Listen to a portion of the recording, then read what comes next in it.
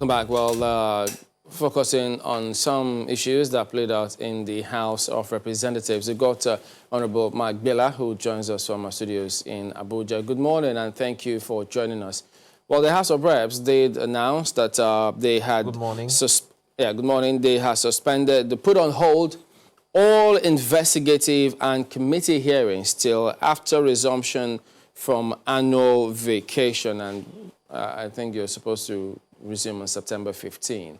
Now, that has been generating some reactions from your party. What's wrong with this suspension or putting it on hold? Okay, good morning, Chamberlain. The pleasure is all mine to be on your program this morning. Now, the main issue is the propriety or otherwise of that instruction. The House of Representatives is a constitutionally instituted body, and it is not under the directives of any specific individual. So when you look at that instruction that purportedly came from the leadership of the House, because it was sent via a letter from the majority leader, who, according to our standing orders, when it comes to committees, only liaises with chairmen and deputy chairmen of committees. So we do not know what constitutional power, because we're looking at statutes. And when we start to look at statutes, let us first start with the Constitution. Section 60 of the Constitution gives the National Assembly the power to regulate its own procedure. And in regulating its own procedure, we have all in the Senate and in the House instituted what we call the standing orders and laws that govern our procedure. That's why in Order 1, it says that these laws shall govern the proceedings of the House and every committee of the House. And when you look at the overarching argument that even the Constitution, which is superior to our orders, say in Section 62, it now also gives us the power as the National Assembly to appoint committees. Now, we're now talking about a constitutional matter. For the Speaker and the leadership to sit and by fiat issue a proclamation stopping committees from acting, in my own opinion, and I think in legal parlance, and probably the legal luminaries who know better will agree with me that the propriety of that decision is questionable, because there's no provision in our laws that allows or gives the Speaker that power. Order 7, Rule 1, stipulates the functions and the powers of the Speaker. And in none of them is he given the power to suspend the work of a committee. Does this then mean? Constitutionally also. Yeah, Mr. Gbillah, does this mean that... Section 89. So does it mean that this action, if the law is not backed by your rules, it's null and void because everyone seems to have complied with it? Yes, everybody has complied with it. Is in the spirit of oneness and the spirit of progress. But it is not out of place for those of us who espouse the rule of law to question that decision. And remember, because in that same order I referred to, the Speaker is given the power in consultation with the principal officers to remove chairmen. Obviously, you would see that some chairmen will be cautious about going against this order. We'll talk more about this when we return in just a moment. Please stay with us.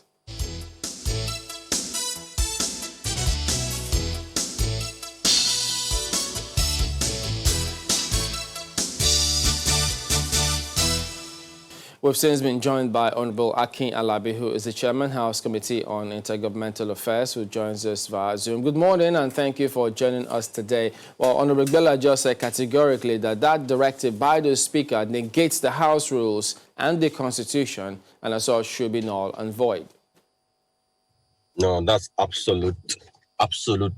That's false, not false. And I'm saying this because it's in the tradition of the House not to have committee meetings during the recess. And that wasn't obtainable in congresses all over the world. Congresses will try to model, like the United States that is on recess. No one is having committee meetings. No one is having oversight engagements. And when you consider a moment like this with COVID-19 and all whatnot, and a lot of members of, I'm a committee chairman myself, as you said. I tried to convey a meeting as soon as the recess was over. I called my deputy, was in Katsina. I called other members, they were in Isenyi, and they were in other parts of the country. So everything is in a mess. So I think the leadership just thought the wisest thing is to pause for a few weeks, because we'll soon get back into the house in a couple of weeks. So there's no point having these scattered, not put together committee meetings and oversight engagements. Let us take a break for just a couple of weeks. We'll be back in September, then we'll continue from there. But the House knew, the leadership of the House knew that the calendar, they had all of those details before time. In fact, some of them were already in the field carrying out their functions when they got the message. So that's why people thought, wait a minute, they had all the plans. Why it appears as though it's a knee-jerk reaction? As I said, it's the tradition of the House not to have these things. So each committee is a miniature of the House. So like a chairman of a committee is like the mini speaker at in that committee. So what happened was that these committees were already working. It's not up to the speaker to tell them, hey, you guys, you have to stop because we're going on recess. It's up to this committee chairman to actually have stopped these engagements since everybody knew when we were going to go on recess. It's not like the speaker just woke up one day and said, you know what, guys, we're going on recess next week. That's not what happened. Everybody knew the date of recess for about a month before we went on recess. So it's only sensible for each committee chairman to say, we're going to conclude our investigation, our probe, oversight engagements and meetings before this recess is over. All right. So, Honorable Gbillah, if that's the case, then why then are you miffed about it? Okay, thank you very much, Chamberlain. Good morning, Akin. Maybe, with all due respect and sincere appreciation to Akin, he probably, as a new member, is saying things that also are at variance with those statutes and traditions he's referring to. There is no such statutes and tradition that you do not have oversight or committee activities. He made reference right now to the American Congress. Is he aware, he probably isn't watching CNN, that as we speak, they considered the bill 2 days ago on the USPS? Akin, I'm sure you're aware of that. They were called to consider that. And in the process of this, there was also a hearing, there was also a hearing of the Senate, who is also on recess, on the same issue with the USPS head. So it is not alien to this assembly. And I was expecting Akin to give me statutory provisions backing that action. It is not the culture. There is no such culture to say you do not do so. It is the first time in the history of the National Assembly that I am aware of, as a ranking member, that by fiat, the leadership of the House is stopping the statutory activity of committees. And these activities are backed by a resolution of the House. And I personally believe that for any action to rescind the activities of those committees to be tenable, it should come by a resolution of the same House, not by fiat. Let me get back to him. Let's see if he can rebut to... Honorable Gbillah, you will continue in a moment, but let him just see if he could rebut to or respond to what you said. You remember, you wanted him to give you some response. Could you go ahead, Honorable Akin, please? First of all, my first statement was that it's a tradition of the House. I didn't say it's the law of the House. That was what I mentioned. So there's no point trying to tackle that, trying to rebut that. Secondly, he gave example of the U.S. Senate and U.S. Congress. We all know that Nancy Pelosi, the Speaker of the House, is the one that called members back for these special sessions. So if the Speaker didn't fit to call people back for special sessions like this, then that's a different ball game. But the Speaker is now the one that is saying, and the leadership of the House is the one that is now saying, take a break. Then that's the point of using the U.S. Congress. It's a wrong example because it's a special session. So the Speaker has the power. He's the speaker, the leadership of the House constituted these committees, right? When a committee is going, when a committee oversight or probe is going on, the speaker even has the right to come in and tell the chairman of the committee to step aside, and the speaker will sit in as the head of that committee at that time. So if the speaker says the committee should take a recess, then it has the power for the committee to take a recess. Just the way the committee chairman, if the committee chairman says, you know what, this committee, we are going to take a break till 3 weeks' time, the committee chairman has that power. So if the committee chairman has the power to put his committee on recess for 3 weeks, then definitely the speaker, who is the chairman of all committees, definitely has the power to tell each committee to go on break. The speaker that can tell the entire House to go on break definitely has the power to tell the committees to go on break. Okay, Honorable Gbillah, you are making a point. Could you go ahead with that? Okay, yes. Before I go ahead with that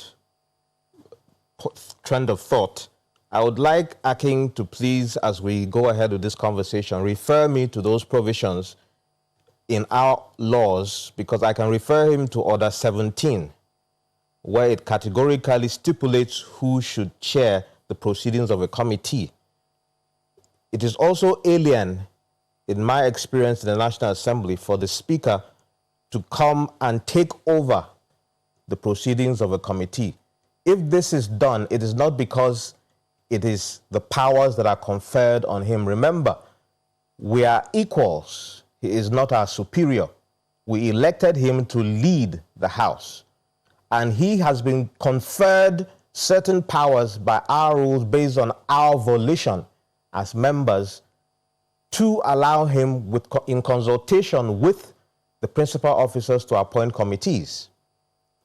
And the procedure for committee meetings and activity is clearly articulated in our laws. So I want Akin to please show me where the Speaker has the power to interfere in the proceedings of a committee like he has done on 2 occasions. Now, the other point I wanted to mention is what my party alluded to and what many Nigerians are concerned about, and I personally am also concerned about whether or not there are ulterior motives to this suspension.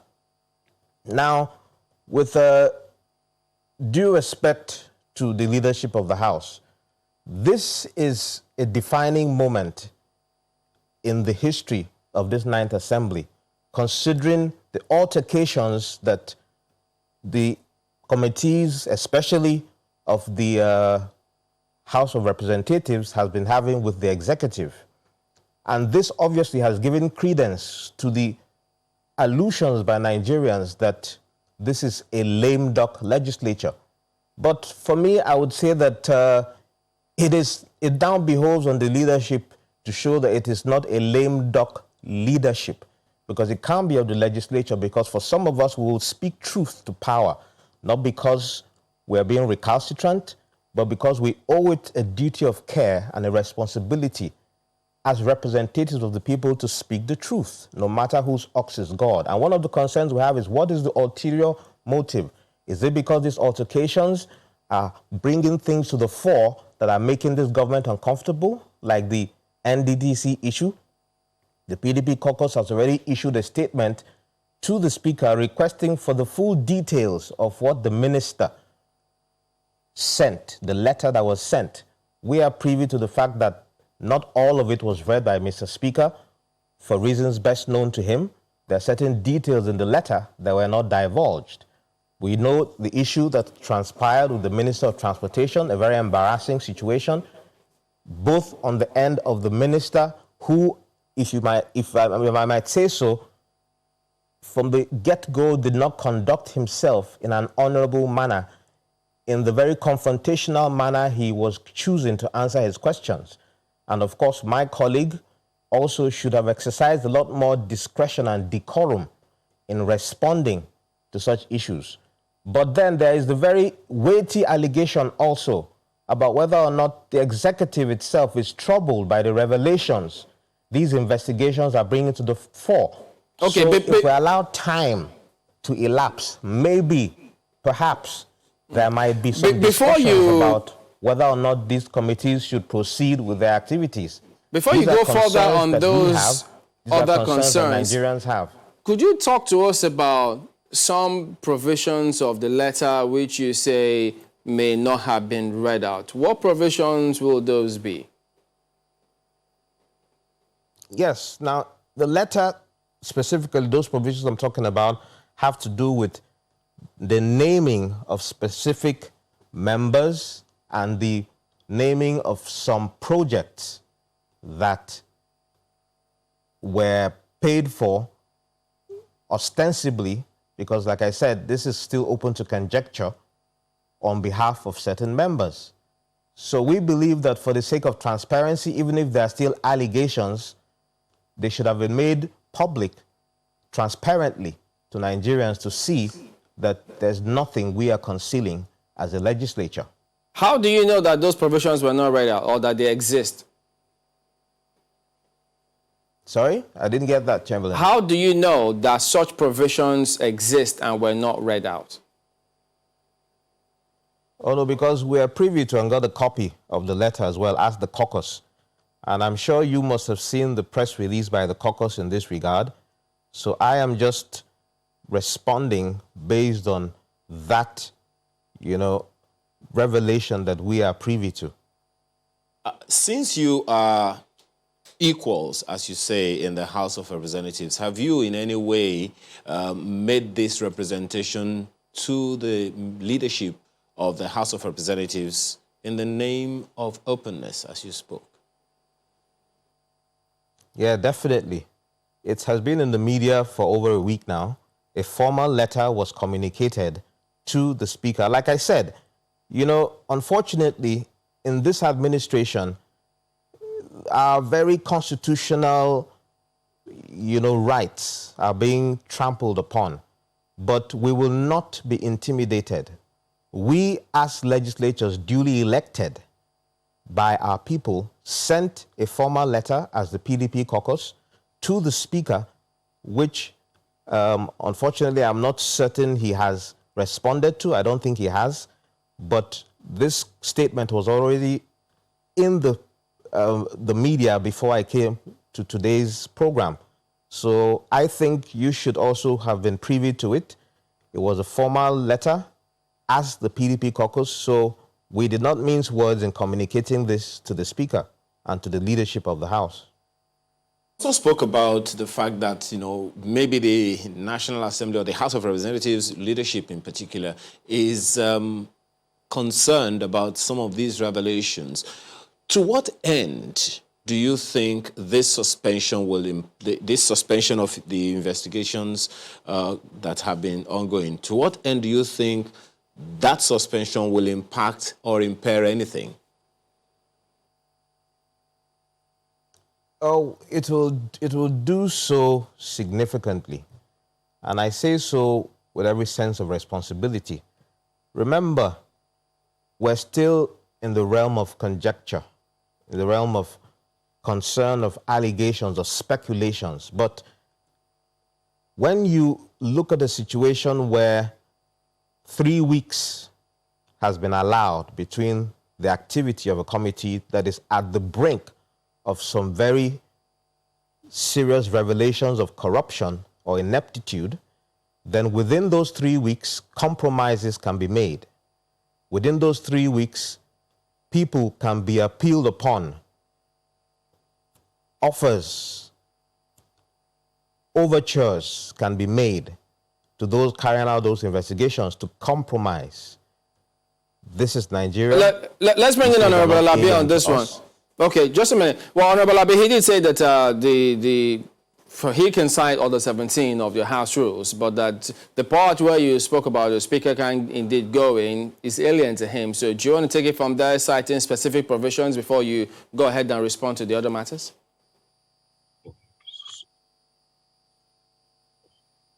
First of all, the Speaker is the one that has the power to set up the committees in the first place, right?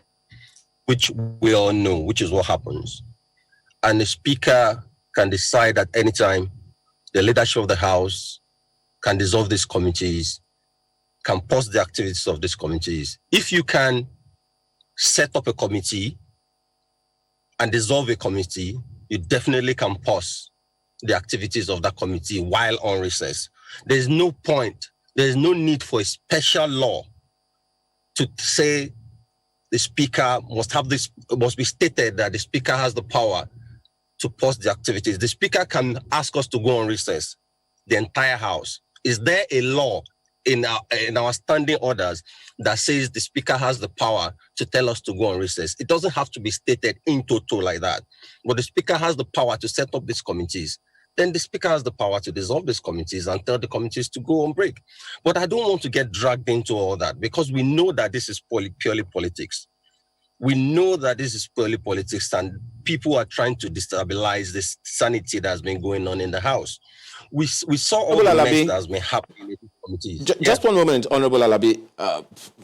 Perhaps some other people watching now and listening to both of you would say maybe there is some merit in what he's saying because of certain revelations that have been coming up, and for the suspension of the committee's work to stop midway without a resolution, maybe as you heard Honorable Gbillah say, maybe there is some kind of cover-up intended somewhere. How do you react to that?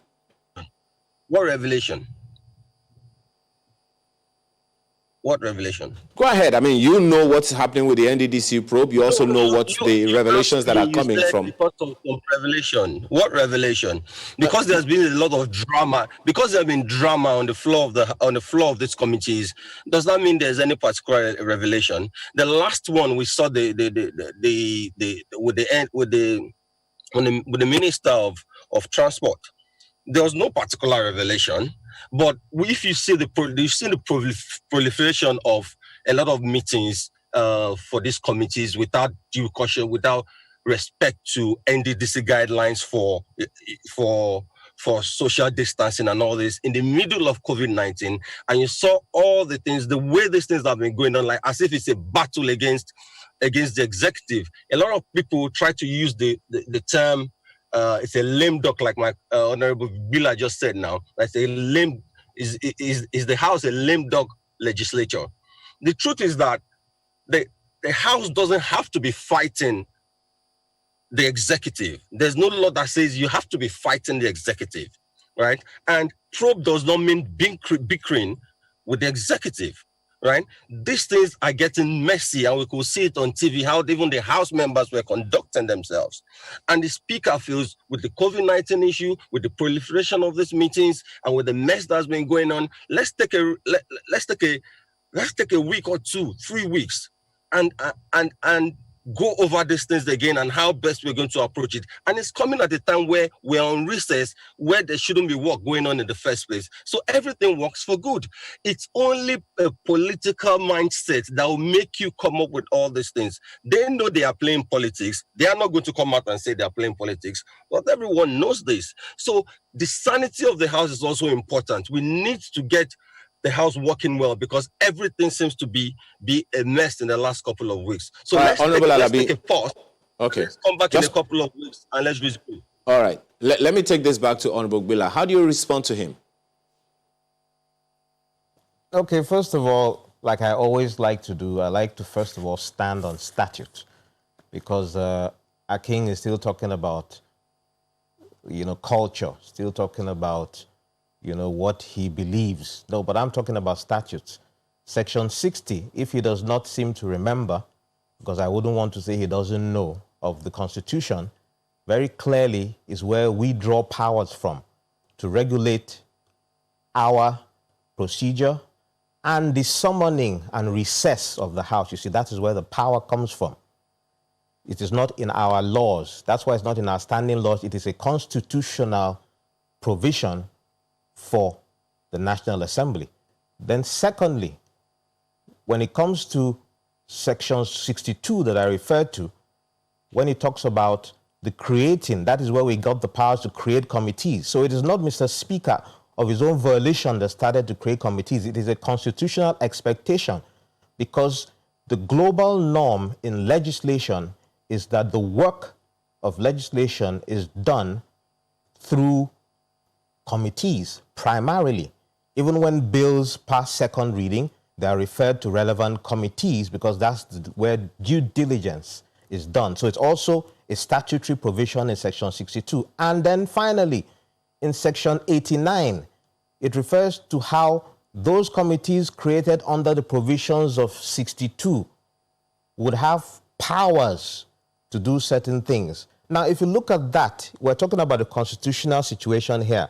So when you now juxtapose it with our laws, which specifically gives powers to the Speaker for appointing the chairman, that does not confer on him the power to dictate the activities of the committee, because these are constitutional matters, in my opinion. Like I said, I'm not a legal luminary, but I'm interpreting the statutory provisions the way I understand them. And in our laws, it says he has the power to appoint the chairman in consultation with the principal officers. And subsequently, after that is done, the committee chairmen are the ones who have the power to chair and direct the affairs of the committees. If the Speaker has concerns, and this is also speculation here. Okay, Honorable Gbillah, just a minute. I'm trying to understand your points here. When you speak about Section 62 in terms of the House having the powers to regulate its own functions, and then you also refer to Section 89, I'm looking at it now, I'm wondering what your point is, because 89.1, talking about for the purposes of any investigation under Section 88, the House or Senate their committees will have powers to conduct certain things, but wherein lies where it says that the Speaker or the House cannot suspend those actions, or that if the Speaker does it, it is illegal? Because I'm looking at A, B, C, and D. What portion of that Section 89 were you referring to make that point? Yeah, you just referred to it there, Chamberlain, when you talked about having powers to carry out 62 that activity. Or 89? And 88 previously talks about by resolution. So what I'm trying to say here is, it is a resolution of the House, on the floor of the House, that gives committees the inherent powers. As just a quick one before we get back to Honorable Alabi. Now, could you tell us, because if this was not stopped, it was just put on hold pending the resumption. So what do you think will be lost? Because when you come back, they continue from where they left off. Isn't that the case? So the question you should also ask is that the real intendment? What do you think the intendment really is? Continue? That is what we'll wait to see. Because even if it is continuing, what would we have lost in terms of the period in between? The synergy, the momentum of work being carried out. Like I mentioned earlier, an allusion, again, like I said, so I'm not taken out of context, is the possibility of what can ensue between now and when it is purportedly supposed to resume. A lot of things can happen. A lot of compromise can be made. A lot of overtures can be made. That is where Nigerians and some of us have the concern. Honorable Alabi. That is where the concern is being expressed. Okay, well, could you speak to those concerns which they say they've got? Yeah, first of all, Honorable Gbillah was quoting the Constitution holding the standing order of the National Assembly. I'm glad that you asked the questions about the sections that I was quoting, because as I was quoting, I was opening the Constitution myself. And it's not been a comfortable interview for me, because I was driving to your studios actually to be live in the studios. But because of so much traffic, Third Mainland Bridge, it was a mess. So I actually had to park somewhere and do this in the car. He was holding the standing order, and he was quoting the Constitution. You could see the deceit in that.